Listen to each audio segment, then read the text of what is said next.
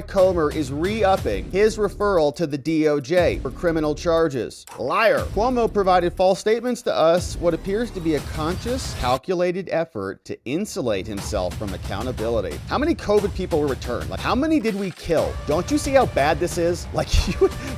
Your lawyer is going, ugh, what are you doing? Like, why would you send that? Andrew Cuomo gets a criminal referral. This time it's going to an attorney general who may or may not do something, Pam Bondi, we'll see. But she got this from James Comer in the Oversight Committee. They said, Andrew Cuomo, remember this dude who eliminated senior citizens in New York, lied to Congress about his deadly nursing home scandal. Lied. That's why Comer is re-upping his referral to the DOJ for criminal charges. He sent one to the last attorney general, Merrick Garland, and Merrick Garland didn't do anything about it. Now he sent it again to Pam Bondi, so that Pam Bondi can not do anything about it. Seniors in New York died under Cuomo's must-admit nursing home order that got sent out. Breaking, Comer refers Andrew Cuomo to the DOJ for criminal charges. Boom, here's what the letter says. Dear Pam Bondi, you know you're the Attorney General of the United States. And since you know that now, we're letting you know that on October 30th last year, the Select Committee on the Coronavirus Pandemic referred former Governor Cuomo, I think is running again, right, for making criminally false statements in violation of the U.S. Code. Now, to our knowledge, the Biden administration ignored this referral despite clear evidence that this dude lied. Accordingly, we request you review this referral and take appropriate action. For your reference, the referral is attached here and we'll revisit that. Now, the committee is authorized under the rules to do this stuff. Sincerely, your friend, James Comer. And so here's what the actual referral looked like. Back when it got originally sent over to Garland,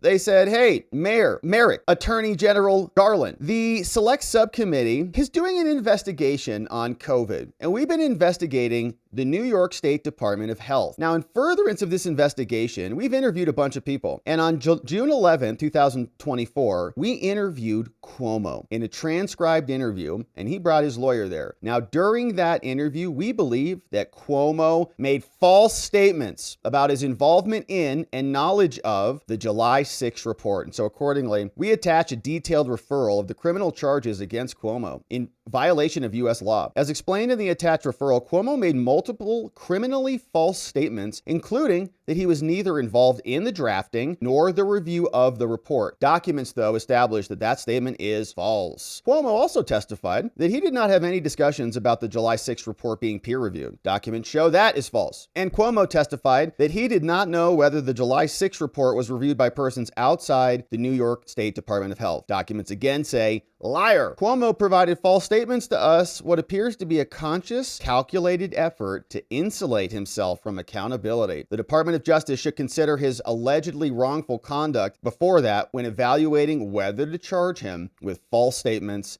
described herein. So thank you for your prompt attention to this matter. And this came over from Brad Wenstrup, chairman of the committee back at the time. And look at this referral. It's 100 pages of details for Pam. Oh, the whole case is made up right here. Somebody just needs to read it. On May 19th, we began investigating this. The Select Subcommittee came in. We got 300,000 pages of documents, talked to all these people, and he made false statements. False statements is a crime. He knew that. He testified and brought his lawyer with him, told us a bunch of garbage, knew he was testifying in front of a Biden DOJ, and probably thought that the Democrats would maintain power, so who cares? He's not going to be prosecuted. But he knowingly and willfully made materially false statements, including things like this. Stephanie Benton sent this email to Jim Maltros and a bunch of others, copying someone else called Melissa, about the report. The recipients of this email understood it to be from Mr. Cuomo, right? It came from Stephanie, but Stephanie was the executive assistant. So she wasn't sending emails as the governor. That is coming from the governor. He says, this is going to be a great debacle in the history books. The longer it lasts, the harder to correct. We have a better argument than we made. Get a report on the facts because this legacy will overwhelm any positive accomplishment. How many COVID people were returned to nursing homes in that period? How many nursing homes? Don't you see how bad this is? Or do we admit error and give up? Yikes. That's from Cuomo. Came from Stephanie. He's like, don't put that in my name. Yikes. Now, the Select Subcommittee asked Secretary to the Governor, Ms. DeRosa, about the email. They say, numerous witnesses have testified that they believed, at the very least appeared to them, this email was actually from the former governor. What do you think? Yeah, I think that's correct. Was that common? Well, he didn't have an email, and so he would often dictate emails to Stephanie to send to us, from them to us. We were aware, based on the tone known who it was coming from, right? That sounds like the governor, right? That's not Stephanie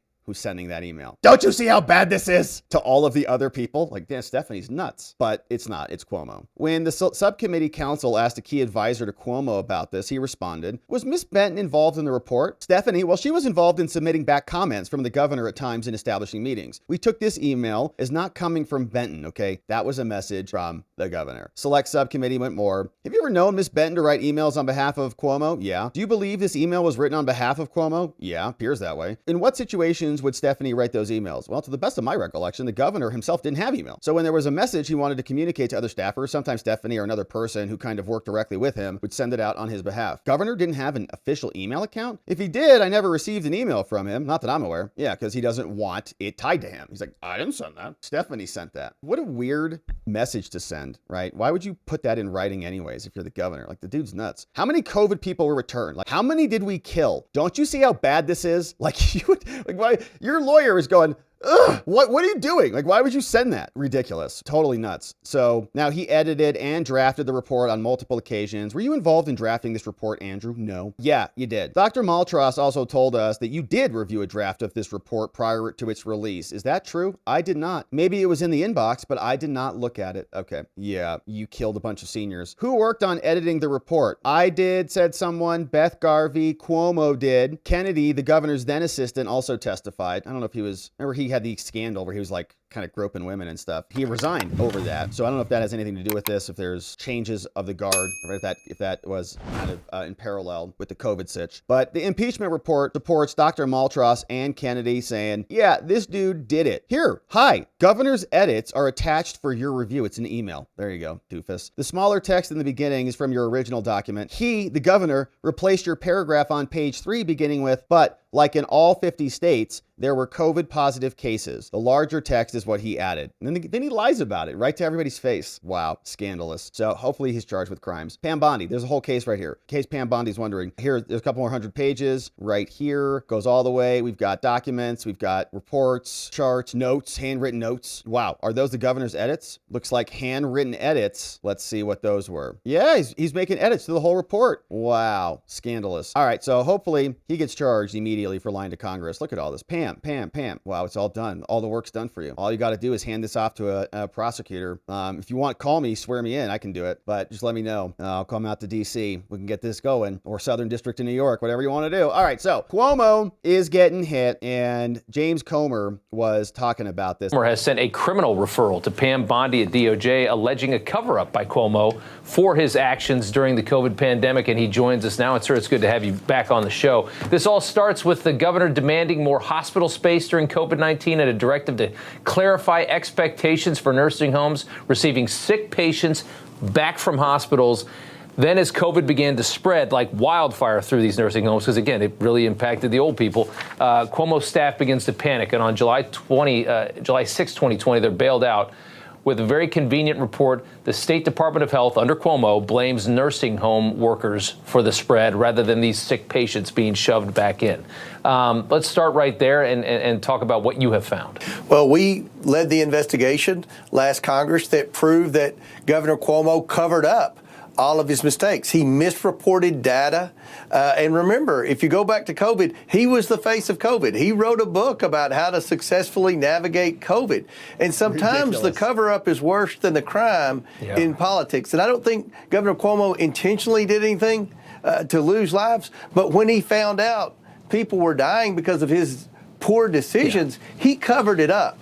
And that's a crime, and he needs to be held accountable. Yep. I remember like rumblings of potentially that the governor's office had been lobbied perhaps by hospitals to kind of get these sick patients out of here so that new patients could be moved in. Did you ever find anything on that? We haven't, and that's something I think the Department of Justice under Pam Bondi, if she takes this criminal referral and runs with it, that's certainly an area she needs to look at, because I think there are a lot of bad actors, and I think there are a lot of people that are guilty. But at the end of the day, Cuomo was the face of this. Other states, including my home state of Kentucky with my Democrat governor, they were watching what Cuomo was doing and basing their decision-making on Governor Cuomo, because the mainstream media was just praising him as a model of how to handle COVID. He was the hero of COVID. I mean, for those first few months, he was on TV all the time. Everybody was looking at him. Democrats were thinking this could be our next president. And then, of course, it all fell apart right around the end of 2020 when he was heavily Me Too'd. And at that time, that's all it really took. Yeah. But yeah, which was also pretty ridiculous. Like, we saw that. Like, obviously he's handsy and all. They're all handsy and inappropriate and detestable. Not anything that's appropriate. But they really came at him hard, man. It was that whole era. It was pretty interesting to see. And then he buckled on that. Pretty interesting. You remember back, I mean, and this was in multiple states that this happened. I think in the Northeast as well. I remember seeing stories about it in Pennsylvania as well, where they took, I mean, you had a pandemic that we knew that was very dangerous for the elderly. And then you're taking sick elderly people and shoving them back into nursing homes with all the other elderly people. They knew and then, that too. Everybody knew that. It just goes through and you're just wiping people out. Ventilators, deaths all over the place. And I remember also remember when I think Trump sent that ship to New York and we parked it in the Hudson, and it was a hospital ship. And they never used that at all. I mean, right there, that's really bad choices. It's bad choices, and what's frustrating with me, and I'm always harping on the liberal media. I wish they were like you, Rob, and reported the news fairly and accurately. But they were obsessed with COVID. Remember, they had the death counts in the corner of the TV. Yeah, the scoreboard. As long as Trump was president, when Biden became president, that all went away. They wanted to cover COVID. Yeah, remember they shifted it from the red death counter scoreboard. Look how many are dying under Trump every day. Death, death, death. Then Biden came in and it turned green. Remember that? And then they said, how many got vaccinated? We saw that on display. It reminded me of Fahrenheit 451, like the difference between Hubert Hoag and Winston Nobel, right? It's just like the media just on a dime. You could just see the whole thing was a setup. Like, wow, 1.1 million vaccinated. It's going faster than before. And you're like, what? You just had Kamala Harris screaming about how she will never take the Trump shot because she doesn't know where it came from. And then they delayed the release of the jab until after the election because they didn't want Trump to have a victory with Operation Warp Speed and be able to declare a victory. And then they rigged the election, stole it. And then as soon as that, they stole his Operation Warp Speed.